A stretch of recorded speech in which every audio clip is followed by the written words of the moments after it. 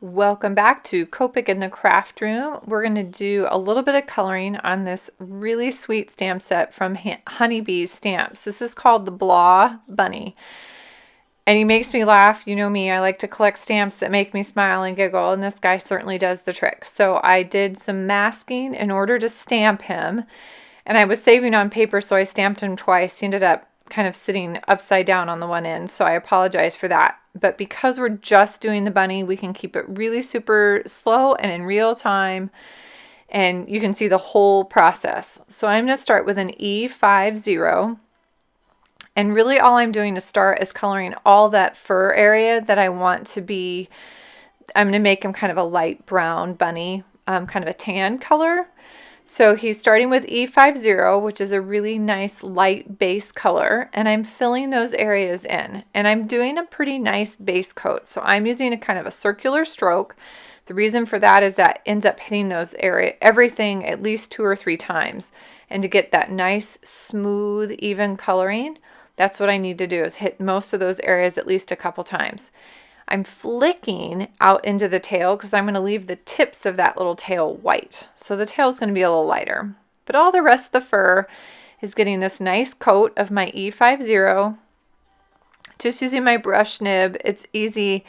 And this guy is small. I'm not worried about filling this in. It doesn't take very long. So I'm going to do that and recap that guy. And then I'm going to grab my E53 is next.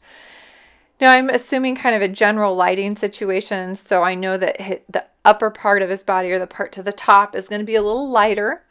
The part down by the rug is going to be a little darker. So I am flicking that E53 up from the bottom, kind of considering his shape as I work down.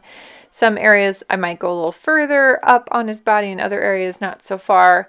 I am going to fill in pretty much that back leg. On his tail, I'm just doing a little tiny group of flicks. I've got that marker up on the tip of the nib to do those flicks this time.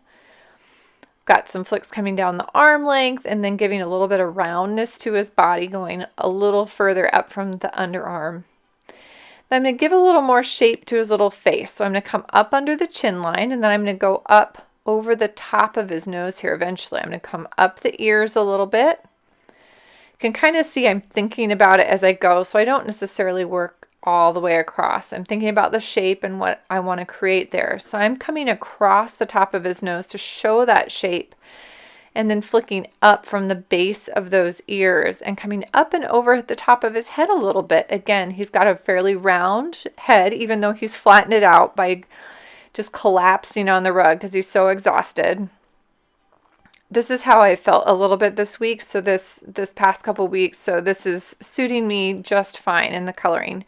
And I am moving a little slower than normal, so I apologize for that. But it gives you guys a good chance to see, that you don't need to work at a whirlwind pace. You can do a lot of this at a nice, even pace and get the results you want. I'm coming back and adding kind of a second layer of some of this in some of these areas, just where I know it's going to be a little darker, and there is going to be a third marker here. The last color I'm going to use is actually an E33. It's considerably darker, but I know from experience that this is one that's going to blend in really, really well. Again, working from the bottom, but notice now I'm not going as far. That back leg, because it's behind the other one, does get quite a bit darker. Adding just little touches on the foot just because it's so narrow. Going a little bit further up some of the center of that body. Again, creating the roundness. Because notice how he is a round shape at his body and a round shape at his head. So I'm trying to really create, it's not just going straight across. The shading's not straight across. It's adding some of that form back in. Coming across the top of his nose just a little bit, and up and under his chin. Or what I'm putting in as his chin. Poor guy is just flattened out completely. Then across the top of his head a little bit. And in that corner.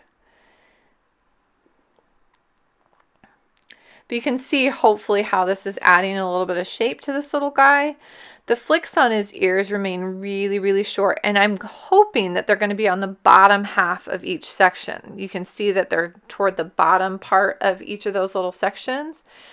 literally 3 little flicks on his tail. So pretty narrow, pretty simple, just does not need a whole lot.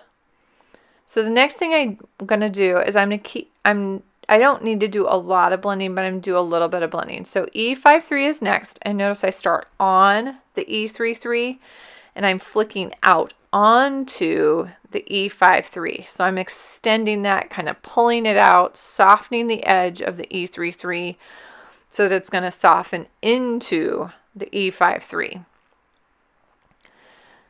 It'll take a few seconds to move because it's wet ink, so I can always come back and do another layer of that flicking if I need to, but I tend to let things kind of move and shift for a minute before I come back and sit there and circle and scrub on something, because I know that these are going to blend together really well. So I'm going to just work my way all the way up across this little guy's face.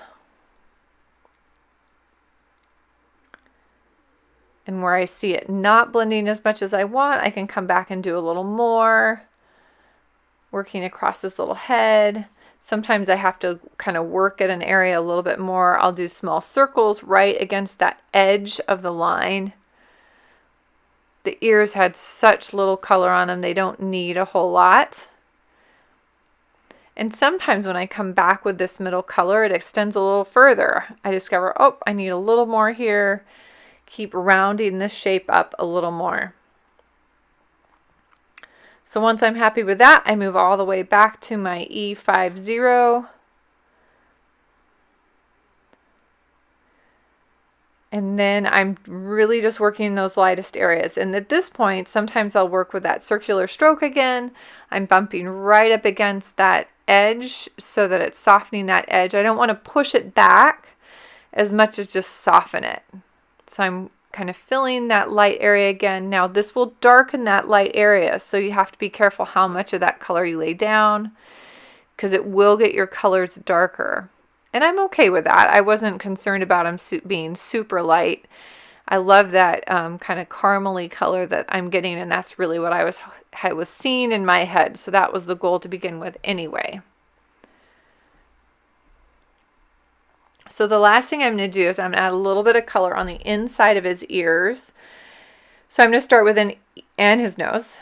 An E93 is next. I just touched it on his little nose, and then I'm doing some longer flicks from the base of those ears, kind of the inside of his ears and upward.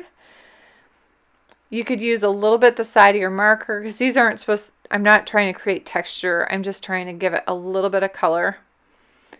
And then I'm going to come in with an E04 right inside the base. So little short flicks right in that bottom corner of each ear. And I kind of debate a little bit, but I end up doing the E04 on the foot pads. But first I am going to blend the center of those ears. That E93 comes back, softens up the E04. These two are one of my magic combos. I use those two colors on a lot of things, E93 and E04. It's one of my go-to combinations for lips. If you have an open mouth on a stamp, it is definitely a go-to combination for a tongue. I added a touch of that E04 onto the nose, E93 just to soften it, and then I think I'm going to finish with that E04 on his feet. I think that's the last thing I'm going to do. And all I do on those is I just fill those in. The last thing with this image, and we're not going to see this on this video, is I do color in that little rug. I use a series of B6s to color the rug, B60, B63, and B66 are what I used on the rug to create kind of, I do a little flicking around the edge or the rim and a little just smooth coloring on the rug itself. So this stamp is by Honey Bee Stamps, and it's an adorable set. They have a whole collection of this guy, and I just love him. He makes me giggle. Thanks for joining me this week. Have a happy, colorful week.